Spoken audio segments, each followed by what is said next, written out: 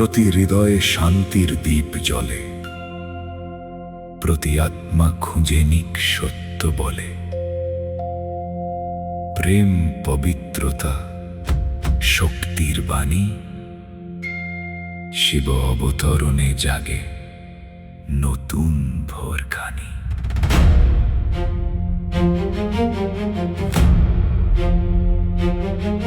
শিব আসবেন না, শিব এসে গেছেন,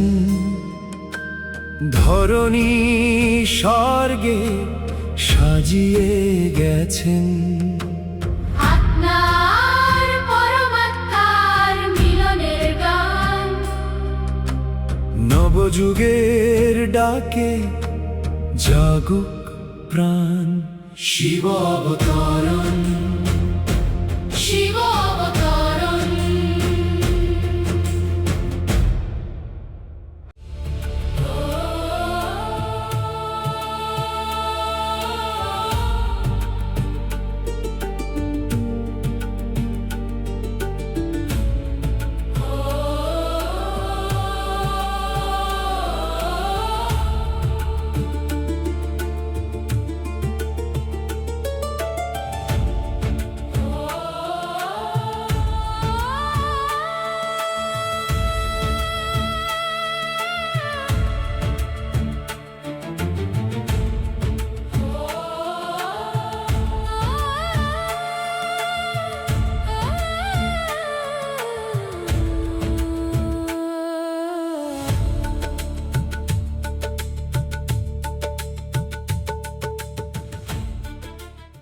নমস্কার, স্বাগত জানাই আবার আপনাদের সবাইকে আমাদের অনুষ্ঠান শিবাবতারণে।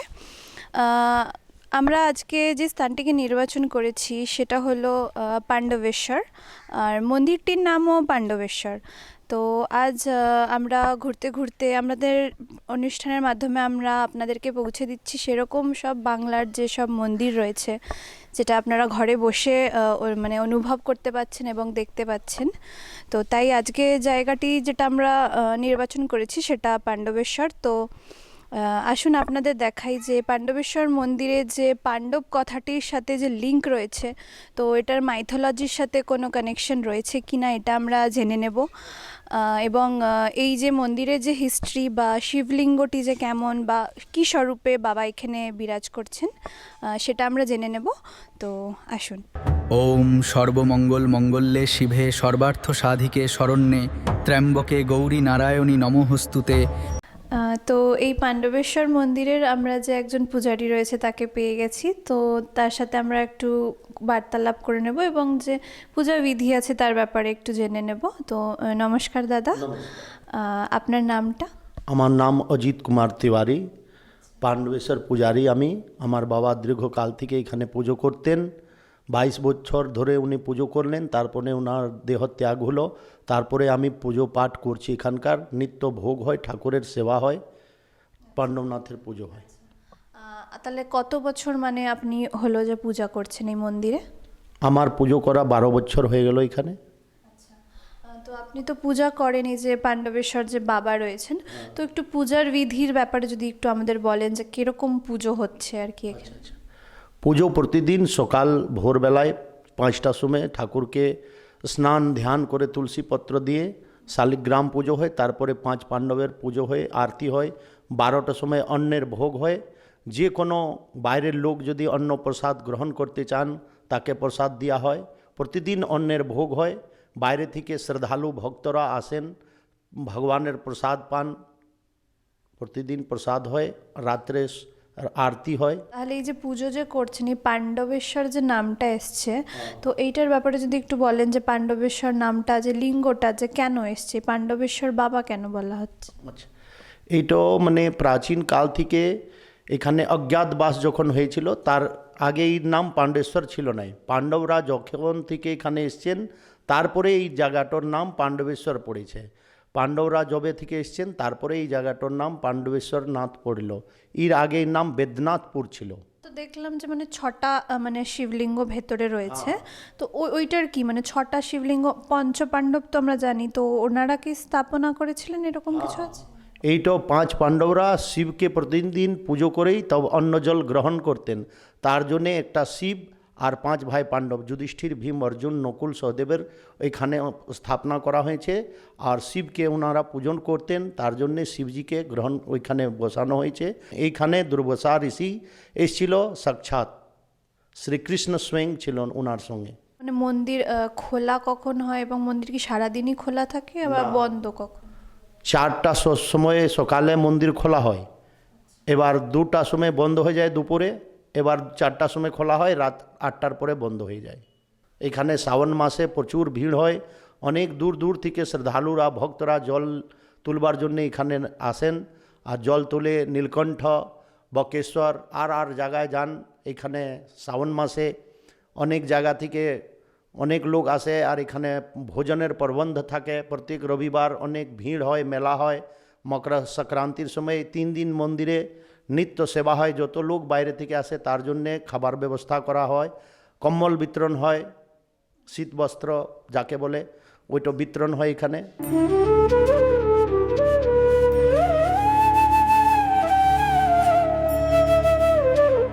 আপনি তো আমাদের জানালেন যে আপনি এত বছর হয়ে গেল পুজো করছেন, মন্দিরের সাথে যুক্ত রয়েছেন। তো এত বছরের যে পূজার মধ্যে আপনার নিশ্চয়ই কোনো একটা অলৌকিক অনুভব থাকবে, যে আপনার মনে হয়েছে যে বাবা আপনাকে মানে কিছু অনুভব করিয়েছেন। তো সেরকম যদি থাকে তো একটা আমাদের শোনান। এখানকার বাবার উপরে সবারই খুব বিশ্বাস আছে, আমার তো প্রচুর বিশ্বাস।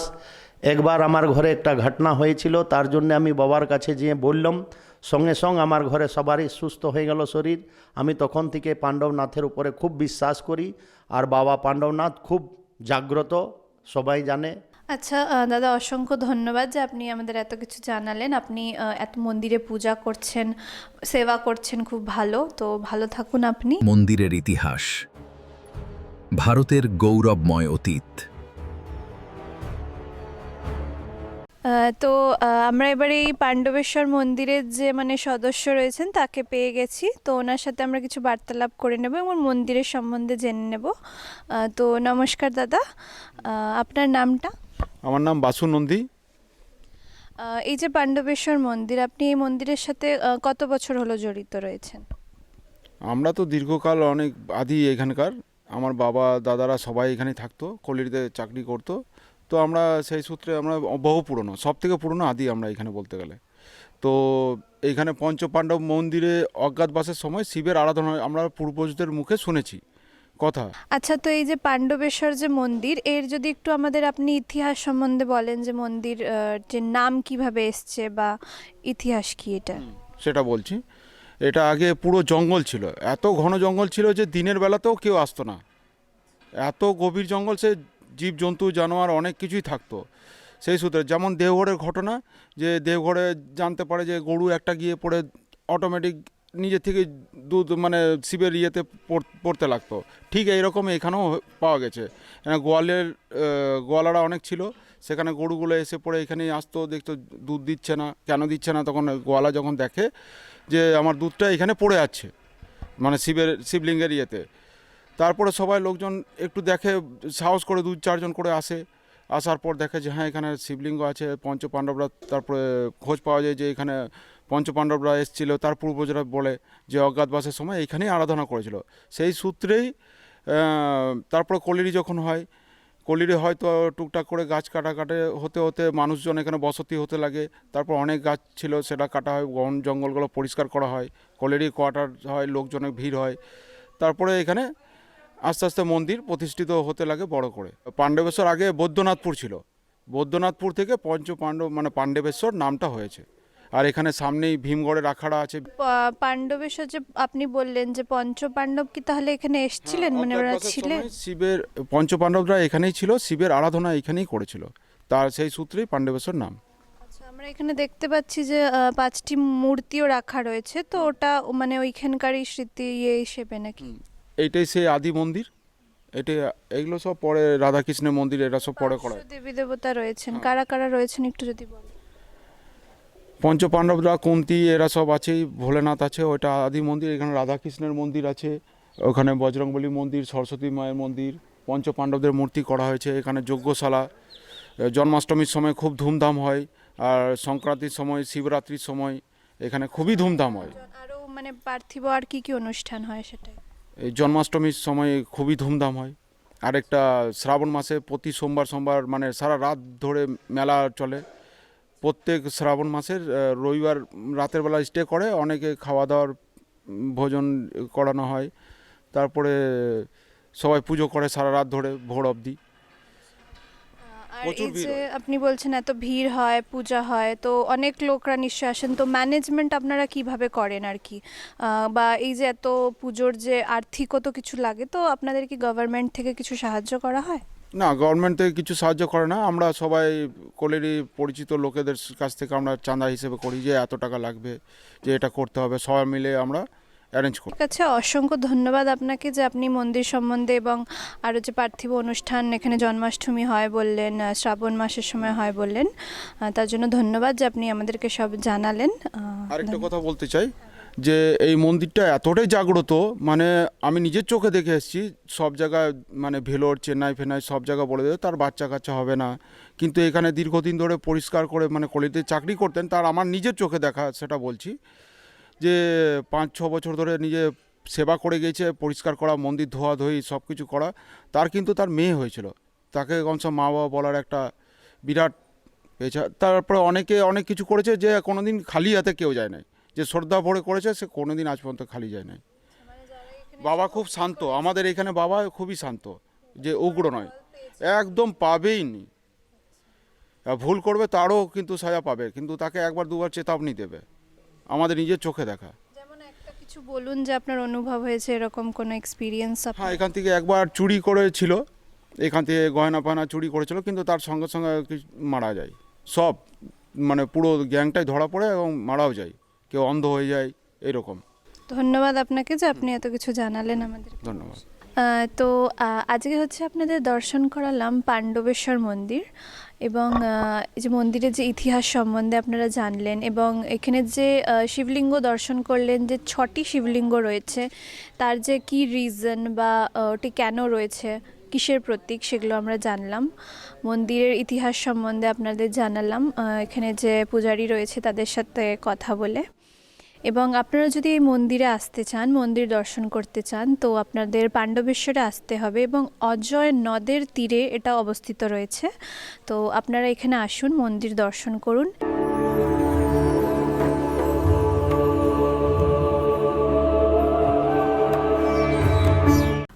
নমস্কার, শিবাবতরণ অনুষ্ঠান নিয়ে আমি আবার আপনাদের সামনে হাজির হয়েছি নতুন কিছু হিডেন ফ্যাক্টস এবং আধ্যাত্মিক রহস্য নিয়ে, যে মন্দিরের পিছনে যে আধ্যাত্মিক রহস্য রয়েছে, কাহানিগুলো বা বলতে পারেন যেগুলো ফ্যাক্টস রয়েছে সেগুলোর ব্যাপারে আপনাদেরকে জানাতে।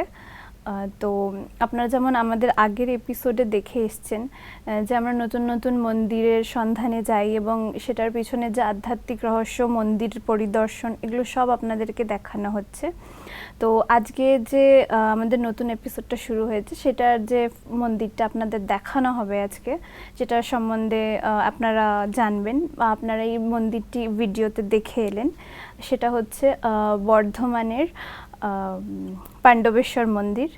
তো আসুন পাণ্ডবেশ্বর মন্দিরের সম্বন্ধে আমরা জানি। যেমন পাণ্ডব কথাটা আমাদের রিয়েলিটিতে খুবই মানে প্রচলিত কথা। যেমন পাণ্ডব অর্থাৎ আমরা শুনেছি যে মহাভারতের সাথে অনেক লিঙ্ক রয়েছে। তো এই মন্দিরটির ব্যাপারেও আপনারা শুনেছেন হয়তো আগের ইয়েতে, যে পঞ্চপাণ্ডব মন্দিরে এসেছিলেন, এটা নিয়েও গল্প রয়েছে, তার ইতিহাস আপনারা জেনেছেন। এবং যে মন্দিরে যে শালিগ্রাম শিলাগুলি রয়েছে সেগুলো আপনারা দেখেছেন। তো ওইটার যে আধ্যাত্মিক রহস্য রয়েছে সেগুলো আমরা জানবো। তো আজকে আমরা আমাদের সাথে একজন স্পেশাল গেস্টকে পেয়ে গেছি, তিনি হলেন বিকে সমতা দিদি। তো সমতা দিদির সাথে আজকে আমরা এই মন্দিরের আধ্যাত্মিক রহস্য শেয়ার করব। তো আসুন জেনে নিই। তো নমস্কার দিদি। ওম শান্তি। ওম শান্তি। তো আজকে আমরা যে বর্ধমানের যে পাণ্ডবেশ্বর মন্দির রয়েছে সেটার সম্বন্ধে আমরা একটু জানবো আপনার থেকে। তো এই পাণ্ডবেশ্বর যে কথাটা, পাণ্ডব কথাটা তো আমাদের মানে খুবই মানে চেনাশোনা একটা কথা, যেহেতু পঞ্চপাণ্ডব নিয়ে আমরা জানি, মহাভারতেও শুনেছি। তো এই পঞ্চপাণ্ডবের যে পাণ্ডবেশ্বর মন্দির, তো পাণ্ডবেশ্বর মন্দিরে যে বাবা, যে শিব বাবা রয়েছেন, তো পাণ্ডবেশ্বর নামটা কেন পড়েছে বাবার এখানে আর কি, এটা যদি একটু বলেন। মহাভারতের প্রসঙ্গই আমরা দেখেছি যে পাণ্ডব আর কৌরবের লড়াই, এই প্রেক্ষাপটে আমরা পুরো মহাভারতটা দেখছি। আর পাণ্ডবপতি বা পাণ্ডবদের ঈশ্বর যিনি, তাকে কিন্তু মহাভারতে শ্রীকৃষ্ণ রূপে দেখানো হয়েছে। কিন্তু আবার এখানে আমরা দেখছি পাণ্ডবেশ্বর মানে শিবের মন্দির, অর্থাৎ পাণ্ডবদের যিনি প্রকৃত আরাধ্য তিনি কিন্তু শিব, অর্থাৎ নিরাকার একটা শক্তি। এবং তারই প্রতিমূর্তি দেখুন শিব, এবং যেহেতু পাণ্ডবরা তাকে আরাধনা করেছিলেন, তাকে স্মরণ করেছিলেন, তাই তার সঙ্গে শালিগ্রাম রূপে সেই পঞ্চপাণ্ডবদের মূর্তিও রয়েছে। তো এর পেছনে আধ্যাত্মিক রহস্য এটাই যে পরমাত্মা যিনি নিরাকার, তিনি এসে আমাদের এই সত্য পরিচয় দিচ্ছেন যে আমরাও প্রত্যেকেই নিরাকার এক শক্তি আত্মা। অর্থাৎ আমি আর আমার, এই যে দুটি কথা আমরা সবসময় ব্যবহার করি, এখানে আমি মানেই হচ্ছে আমি আত্মা। আমার এই শরীর, আমার হাত, আমার পা, আমার এই শরীরের অনেক নাম রূপ আছে, যত রকমের ভেদাভেদ দেখুন দেহ আর দেহের ধর্ম নিয়ে, তাই না? কিন্তু আত্মারূপে আমরা প্রত্যেকেই এক পরমপিতা পরমাত্মার সন্তান, এবং এক জায়গা থেকে এসেছি, পরম ধামের নিবাসী আমরা সবাই। আবার প্রত্যেককে সেই পিতার ঘরে অর্থাৎ পরম ধামে ফিরে যেতে হবে। তাই শিব এবং শালিগ্রাম রূপে এই মন্দিরে এটা দেখানো হয়েছে। আর প্রকৃতপক্ষে সকল পাণ্ডবদের, এখানে পাণ্ডব বলতে এইভাবেও বলতে পারেন যে দেখুন সংসারে এই যে মহাযুদ্ধক্ষেত্র চলছে, মহাভারতের প্রকৃত লড়াই আমরা যদি দেখি, প্রত্যেক মানুষের জীবনেও ঘটছে শুভ আর অশুভের লড়াই। এখানে পঞ্চ পাণ্ডব মানে দেখুন 5টা আঙুল নিয়ে একটা মুঠি হয়, অর্থাৎ মুষ্টিমেয় কিছু লোক যারা পজিটিভিটিকে সাপোর্ট করছে, তাদেরকে আমরা পাণ্ডব বলতে পারি। আর কৌরব শব্দের অর্থ যারা কুরব করে, অর্থাৎ নেগেটিভিটির দিকে যারা আছে। তো এই শুভ অশুভের লড়াই তো সব দিকেই চলছে। তো যে আত্মারা পরমাত্মার সান্নিধ্যে এসে নিজের জীবনকেও পজিটিভ করছেন এবং অন্যকেও পজিটিভ বানাচ্ছেন, সেই সংখ্যক লোকেদের প্রকৃত সাথী হচ্ছেন পরমপিতা পরমাত্মা। এবং এই যে কৃষ্ণের কথাটা বলছিলাম, যেটা আমরা গীতাতে বরাবর শুনে আসছি, যে দেহ সহিত দেহের সর্বসম্বন্ধকে ভুলে এক তুমি আমাকে স্মরণ করো। এবার দেহ আর দেহের সম্বন্ধ ভোলা মানেই কিন্তু আত্মাকে স্মরণ করা, আত্মস্বরূপে ফিরে আসা। এবং এই যে কৃষ্ণ শব্দটার প্রকৃত অর্থ, শাব্দিক অর্থ যদি নেন, তো কৃষ্ণ শব্দের অর্থই হচ্ছে যিনি আকর্ষণ করতে পারেন। এখানে প্রত্যেক আত্মাকে আকর্ষণ করছেন পরমাত্মা। তাই সেই অর্থে ব্যাপারটাকে আমরা রিলেট করতে পারি যে আমরা প্রত্যেকেই কিন্তু পাণ্ডব, আর আমাদের সকলের পিতা পাণ্ডবেশ্বর, অর্থাৎ পাণ্ডবদের ঈশ্বর শিব বাবা। এই জন্য এই ব্যাপারটাকে এখানে এই জন্য মানে তাকে পাণ্ডবেশ্বর হিসেবে পুজো করা হচ্ছে তাকে সেখানে। আচ্ছা, সেরকমই আমরা আরেকটা যে মন্দির দর্শনের সময় দেখেছি যে লিঙ্গরূপে তো পুজো করা হচ্ছে, ওরকম শালিগ্রাম হিসেবে পাশে পাশে যে রয়েছে 5টি, আরও যেহেতু পাণ্ডবেশ্বর বলা হয়েছে, প্লাস পাণ্ডবদের মানে ওখানে মূর্তিও রয়েছে, তাদেরকে মূর্তি হিসেবে পুজো করা হচ্ছে। তো সেটার কি মানে ব্যাখ্যা? নিরাকার রূপে সাধনা করতে করতে কিন্তু আমরা দেবত্বকে অর্জন করতে পারি। তো এখানে এই মন্দিরটিতে দেখুন দুটো জিনিস একসঙ্গেই দেখানো হচ্ছে, যে শিবের ধ্যান করলে বা মেডিটেশনের মাধ্যমে যখন আমরা আত্মশুদ্ধি করছি বা এই দৈবী গুণ নিজের মধ্যে ধারণ করছি, তখন আমরাই কিন্তু দেবতা রূপে নিজেদেরকেই তৈরি করতে পারছি। তাই পরমাত্মা এই মন্দিরের মাধ্যমে এই সংকেত দিতে চাইছেন, এটাই বলবো, মেসেজ দিতে চাইছেন সকল তার প্রিয় সন্তানদেরকে, যে নিরাকার রূপে আমাকে যদি সাধনা করো তাহলে তুমিও এই দেব স্বরূপে আসতে পারবে। তাই দেখুন পঞ্চপাণ্ডবের এরূপ মূর্তি আকারে কিন্তু কোথাও পুজো হয় না অ্যাকচুয়ালি, কিন্তু এই পাণ্ডবেশ্বর মন্দিরটিতে এখানে এটা বিশেষতা যে এখানে দুটো জিনিসকে একসঙ্গে দেখানো হচ্ছে, যে নিরাকার রূপেও পূজ্য এবং সাকার রূপেও আমাদের পুজো হচ্ছে। কার সঙ্গে? যখন আমরা পরমাত্মার সান্নিধ্যে থাকছি, তার শ্রীমত অনুসারে চলে নিজের জীবনকে শ্রেষ্ঠ বানাচ্ছি, তখনই কিন্তু দুটো রূপে পিতার সঙ্গেও পুজো হচ্ছে, পুজো পাচ্ছি আমরা আত্মারা, শ্রেষ্ঠ আত্মা রূপে, মহান আত্মা রূপে, দেবাত্মা রূপে, এবং আমরা যখন সকল গুণ ধারণ করে নিচ্ছি তখন দেবাত্মা রূপেও আমাদের পুজো হচ্ছে। সেটাই যে মানে আমাদের মানে যে শরীরের যদি আমরা ভান ভুলে মানে বাবাকে যে স্মরণ করি নিরাকার রূপে, তাহলে আমরা যে মানে সেগুলো অর্জন করব, সেটাই তো আমাদের পরে মানে দেবী দেবতা হিসেবে পূজা শ্রেষ্ঠ হচ্ছে। সংস্কার আমরা নিজের মধ্যে সেটাই ধারণ ওখানে করতে মানে পারবো, গড়ে তুলে তুলতে ধরা পারবো। হয়েছে আর কি। শোনা হয়েছে যে মন্দিরে যে পাণ্ডবরা এখানে অজ্ঞাতবাস করেছে, তো এটার সম্বন্ধে যদি বলেন। অজ্ঞাতবাস, দেখুন যে কোনো মন্দিরের পেছনেই তথাকথিত মানুষদের একটা ধারণা তৈরি হয় এরকম যে বোধহয় সেখানে অ্যাকচুয়াল কি ছিল না ছিল সেটা বলা বাহুল্য। এর পেছনে যদি আধ্যাত্মিক রহস্যে আমরা যাই, যে এখন এমন একটা সময় চলছে, যুব সন্ধিক্ষণের এমন একটা বেলা চলছে যেখানে কলিযুগ শেষ হয়ে সত্যযুগের সূত্রপাত হচ্ছে। আর তার সন্ধিক্ষণে এটাকে আমরা বলছি সঙ্গম যুগে আমরা এখন আছি। আর এই সঙ্গম যুগে স্বয়ং পরমপিতা পরমাত্মা এই সৃষ্টিতে অবতীর্ণ হয়ে প্রজাপিতা ব্রহ্মার সাকার দেহের আধার নিয়ে সকল মনুষ্য আত্মাদের দেবাত্মায় পরিণত করার যে শিক্ষা এখন প্রদান করছেন, এবং সেটা অত্যন্ত গুপ্ত রূপে, সামনে নারী শক্তিকে আধার করে এই যে কাজটা গুপ্ত রূপে চলছে, এটাকেই অজ্ঞাতবাস রূপে বলা হচ্ছে। যেখানে মহাভারতে বলা হয়েছিল যে পঞ্চপাণ্ডবদের এমন গুপ্ত থাকতে হবে যেন কেউ তাদের চিনতে না পারে। ঠিক তেমনি এখনো পরমাত্মার প্রিয় সন্তানেরা যারা বিশ্ব পরিবর্তনের এই মহান কর্তব্য করছেন, কিন্তু অত্যন্ত সাধারণ রূপে থেকে করছেন। লোকচক্ষুর আড়ালেই বলতে পারেন যে মানুষ কিন্তু দেখছে সকল ব্রহ্মা কুমার কুমারীদের, কিন্তু এটা বুঝতে পারছে না যে এই ব্রহ্মা কুমার কুমারীরা প্রকৃতপক্ষে কি কাজ করছেন, পরমাত্মাকে কিভাবে স্মরণ করছেন বা কি যোগাভ্যাস করছেন যাতে করে এনারা দেবত্বকে অর্জন করবেন। এটা সকলের কাছে অনেক বড় রহস্য। তো সেই অর্থে আমরা বলতে পারি যে এগুলো একটা অজ্ঞাতবাসের একটা পিরিয়ড চলছে।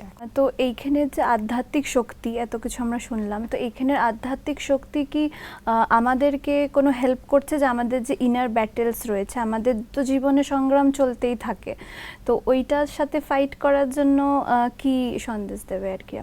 এই যে কুরুক্ষেত্র বলা হচ্ছে, বাস্তবে কুরুক্ষেত্র হচ্ছে কোথাও অন্য কোনো স্থান নয়, আমাদের অন্তরস্থল, অন্তর মনের দুনিয়াতে।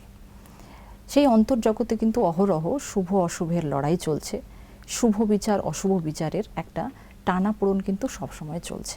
সঠিক জ্ঞান বা মার্গদর্শন না থাকলে মানুষ কিন্তু দিশাহীন হয়ে যাচ্ছে। তাই এই ধরনের পবিত্র স্থান, এমনিতেই একটা পবিত্র স্থানে সবসময় যে একটা সুন্দর ডেলি রুটিন মেনটেন হয়, এটাতে একটা পজিটিভ এনভায়রনমেন্ট তৈরি হয়। তো যে কোনো মানুষ সেই স্থানে গেলে কিছুটা মনের শান্তি অবশ্যই অর্জন করতে পারে। কিন্তু যদি এই অন্তঃস্থলের যুদ্ধে জিততে হয়, তাহলে এই আধ্যাত্মিক জ্ঞান একমাত্র সাহারা। এই শিক্ষার মাধ্যমে আমরা দুটি জিনিস পরিষ্কার রূপে বুঝতে পারি যে আমি আত্মা, আমি আত্মা পবিত্র আত্মা, আমার প্রকৃত ধর্মই হচ্ছে শান্তি, এবং এই ধর্মে স্থিত থাকলেই কিন্তু আমরা বাকি দিকটা, এই দেহ, দেহের সম্বন্ধ এবং বস্তু ব্যক্তির থেকে যে ধরনের পেপারগুলো আসছে, যে পরিস্থিতিগুলো আসছে, সেই পরিস্থিতিগুলোকে আমরা শান্ত মনে, স্থির মনে পার করতে পারবো বা সেই সমস্যাগুলো সহজে সমাধান করতে পারবো। তো এর জন্য এই যে স্পিরিচুয়ালিটি, এটা একটা বিষয়, যে বিষয়টা আমাদেরকে রেগুলার স্টাডি করতে হবে, পড়তে হবে, অভ্যেস করতে হবে, তাহলে ধীরে ধীরে এই জিনিসটা আমরা আয়ত্ত করতে পারবো। এবং যেহেতু স্পিরিচুয়ালিটি একটা অ্যাপ্লাইড জিনিস, সবসময় এটার একটা অ্যাপ্লিকেশন আমাদের লাইফে করতে হবে, তবে রিয়েলিটিটা আমরা বুঝতে পারবো। কিন্তু সাধারণ ভাষাতে মানুষ কি ধর্ম এবং আধ্যাত্মিকতাকে মিশিয়ে ফেলে, আর ভাবে যে না আমি তো এই ধর্মের নই, ওই ধর্মের নই, তাই না? প্রত্যেকে নিজের নিজের ধর্মকে আঁকড়ে ধরে আছে। কিন্তু স্পিরিচুয়ালিটি আমাদের শেখায় এই সকল বন্ধনের ঊর্ধ্বে যেতে। আত্মার কোনো জাত হয় না, নারী পুরুষ বা হিন্দু মুসলমান এ সকল ভেদের ঊর্ধ্বে। শিব কোনো পার্টিকুলার হিন্দু ধর্মের দেবতা নয়, তিনি একটি চেতনা, একটি শক্তি, পরম শক্তি তিনি। কেউ শিব বলে, কেউ বা জিহোবা বলে, কেউ বা আল্লাহ বলছে, বিভিন্ন ধর্মে বিভিন্ন নামে তাকে ডাকছে, এবং সকলে এক কথায় তো এটাতে একমতই হবে যে ভগবান তো একটাই। কিন্তু সেই এক কে, কোথায় থাকে, কি করেন, বা আমার সঙ্গে তার রিলেশন কি, এই সমস্ত বিষয়গুলো মানুষের কাছে আজকে অজানা। সেই জন্য এই অন্তঃস্থলে যুদ্ধ চলছে, এটা তো আমরা সবাই অনুভব করছি, কিন্তু এই যুদ্ধটা সমাপ্ত হবে কিভাবে, বা সেই যেটাকে বলে যে কল্কি অবতার আসবেন বা ভগবান হ্যাঁ, আসবেন, শেষ এই কথাগুলো অবতার আমরা যেটা বলা শুনে হয়েছে। আসছি, কিন্তু কখন আসবেন আর কিভাবে আমরা তার সেটা কেউ সঙ্গে জানি যোগাযোগ না করব, আমরা, হ্যাঁ। সেটা আমরা এখনো বুঝে উঠতে পারছি না। তাই স্বয়ং পরমাত্মা সৃষ্টিতে এই গীতা শ্লোক অনুসারে যদা যদা হি ধর্মস্য গ্লানি ভবতি ভারত, অর্থাৎ যখন যখন ভারতে ধর্মের চরম গ্লানি হবে তখন আমি আসব, এখন সেই সময় এসে গেছে। এবং 1937-এ পরমাত্মা এই সৃষ্টিতে অবতীর্ণ হয়ে প্রজাপিতা ব্রহ্মার সাকার দেহের আধার নিয়ে এই যে প্রজাপিতা ব্রহ্মাকুমারী ঈশ্বরীয় বিশ্ববিদ্যালয়ের প্রতিষ্ঠা করেছেন, এবং এই শিক্ষা দেওয়ার কাজ তিনি অহরহ চালিয়ে যাচ্ছেন। তো আপনি এত কিছু বোঝালেন আমাদের আধ্যাত্মিক রহস্যের সম্বন্ধে, যে পাণ্ডবেশ্বর মন্দিরের যে কি মানে আধ্যাত্মিক রহস্য রয়েছে প্রত্যেকটা রিচুয়ালসের পেছনে, তো পাণ্ডবরা কেন এসেছিল বা তাদের যে অজ্ঞাতবাস হয়েছে সেটার সম্বন্ধে জানালেন। তো শিব আর শঙ্কর কি মানে এক, মানে শিবকে কি আলাদা কোনো ব্যক্তি বলা হয়েছে, বা শঙ্করকে যেহেতু ব্যক্তি হিসেবে দেখানো হয়েছে যে তিনি বসে পুজো করছেন, ধ্যান করছেন, কিন্তু লিঙ্গ রয়েছে সামনে, এই ডিফারেন্সটা কেন দেখানো হয়? শিব হচ্ছেন পিতা আর শঙ্কর হচ্ছেন তার পুত্র। যখনই আপনি শিবের মূর্তি বা লিঙ্গটা দেখছেন, তার সামনে শঙ্কর বসে আছে। যতগুলো বড় বড় শিব মন্দির দেখবেন সব জায়গাতে লিঙ্গ আকারেই কিন্তু থাকে, শিবকে দেখানো হয়। হ্যাঁ। আর শিবকে আমরা বাবা বলি, শঙ্করকে কখনো কিন্তু আমরা বাবা বলি না, শিবালয় বলি, শঙ্করালয় বলি না। পিতা আর পুত্রকে এক করে দেওয়া হয়েছে। এটা আসলে আমাদের ভারতবর্ষের নামকরণের একটা বিধি আছে, যে সন্তানের যখন জন্ম হয় তো সেই সন্তানের নামের সঙ্গে তার বাবার নাম, তার ঠাকুরদার নাম বা গ্রামের নাম এরকম অ্যাড করে একটা নামকরণের বিধি আছে। এখানে জাস্ট এটাই করা হয়েছে। শঙ্কর যিনি শিবের ছেলে এবং যার নাম শঙ্কর, কিন্তু এই নামকরণের বিধি হিসেবে শিব শঙ্কর একসঙ্গে বলা হচ্ছে, কিন্তু দুজনের রূপ আলাদা আলাদা। একটা ব্যক্তির অনেকগুলো নাম হতে পারে কিন্তু চেহারাটা তো একটাই হবে না, কিন্তু এখানে দুটো আলাদা আলাদা রূপ আছে, শিবের আলাদা রূপ আর শঙ্করের আলাদা রূপ। তাহলে দুজনের কাজও আলাদা আলাদা। শিবকে বলা হয় সৃষ্টিকর্তা, শিব শিব শব্দের অর্থই হচ্ছে যিনি কল্যাণকারী, সৃষ্টি স্থিতি লয় এই তিনটেকে যিনি কন্ট্রোল করছেন তিনি হচ্ছেন শিব। আর শঙ্করের কাজ কেবলমাত্র অশুভের বিনাশ করা, তাই তাকে সদা দেখানো হচ্ছে ধ্যানস্থ। তো কার ধ্যান করছেন? শিবের ধ্যান, পিতার ধ্যান করছেন। এখানে ধ্যান শব্দের অর্থ একটা যোগাযোগ। কেন যোগাযোগ করছেন পিতার সঙ্গে? যে পিতা তাকে ডাইরেকশন দিচ্ছেন যে এইভাবে এইভাবে তুমি অশুভের বিনাশ করো, তাই তিনি সাধনারত। তো এই পার্থক্যটা না জানার কারণে শিব শঙ্করকে আমরা মিশিয়ে ফেলছি। সেই জন্যই মানে তার শিবের যা যা মহিমা সেগুলো শঙ্করের সঙ্গে জুড়ে আমরা রিপ্রেজেন্ট করছি। আর এটার পেছনে এটাও একটা কারণ যে মানুষ নিজেকে দেহ মনে করে, যে আমি দেহ, তাই দেহধারী কাউকে পুজো করা সেটা তাদের কাছে ইজি মনে হচ্ছে।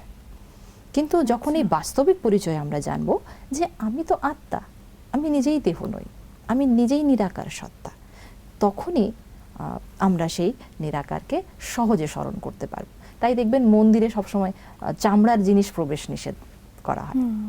তো চামড়া মানে এখানে প্রকৃতপক্ষে দেহ ভানকে ভুলে নিজেকে আত্মা নিশ্চয় করে সেই পরমাত্মাকে স্মরণ করতে হবে, তবেই প্রকৃত বরদান আমরা তার কাছ থেকে প্রাপ্ত করতে পারি। ধন্যবাদ দিদি, যে আপনি আমাদেরকে এত সুন্দর একটা এক্সপ্লেনেশন দিলেন এবং মন্দিরের যে সমস্ত আধ্যাত্মিক রহস্য আছে সেগুলো আপনি এক একটা করে খুলে বললেন, তার জন্য আপনাকে ধন্যবাদ। ওম শান্তি। ওম শান্তি। দর্শক বন্ধুরা, আপনারা শুনলেন যে এই পাণ্ডবেশ্বর মন্দিরের পিছনের যে আধ্যাত্মিক রহস্য রয়েছে এবং পাণ্ডবেশ্বর যে শিবকে এখানে কেন পাণ্ডবেশ্বর নামে পূজা করা হচ্ছে, এবং শালিগ্রামগুলি যে রয়েছে এবং পাণ্ডবেশ্বর যে মূর্তিগুলো রয়েছে সেগুলো সম্বন্ধেও জানলেন। তো এখানে অ্যাকচুয়ালিতে এটাই যে পাণ্ডবেশ্বর যে 5টা মূর্তি দেখানো হয়েছে, এটা কিন্তু অন্য কোনো মন্দিরে দেখানো হয় না জেনারেলি, বাট এখানে এটাকে তুলে ধরা হয়েছে, এটা খুব একটা ভালো সিম্বলাইজেশন বলা যেতে পারে। তো এটার আমরা আধ্যাত্মিক রহস্য জানলাম অ্যাকচুয়ালি। তো আপনারা নিশ্চয়ই মন্দিরটিতে যান এবং মন্দিরটি ভিজিট করুন, এবং আধ্যাত্মিক রহস্যও জানলেন। যখন আপনারা মন্দিরটি ভিজিট করবেন সেগুলোও যেমন ভ্রমণ করবেন, তখন আপনাদের মাথায় নিশ্চয়ই এগুলোও থাকবে যে নিজেকে আগে কতটা তার জন্য পরিবর্তন করতে হবে, যেমন দিদি আমাদেরকে বললেন যে নিজের মেন্টাল পিসটা খুব জরুরি, যাতে আমরা ভালো করে পুজো করতে পারি। তো নিজে যদি আমাদের শান্তি না আসে তো আমরা পুজো করে কি করে শান্তি মানে অর্জন করব। তো এরকম আরও নিত্য নতুন এপিসোড দেখার জন্য আমাদের চ্যানেলে চোখ রাখুন, আমাদের অনুষ্ঠানে চোখ রাখুন। আমরা ফিরে আসবো আরেকটা নতুন এপিসোডের সাথে।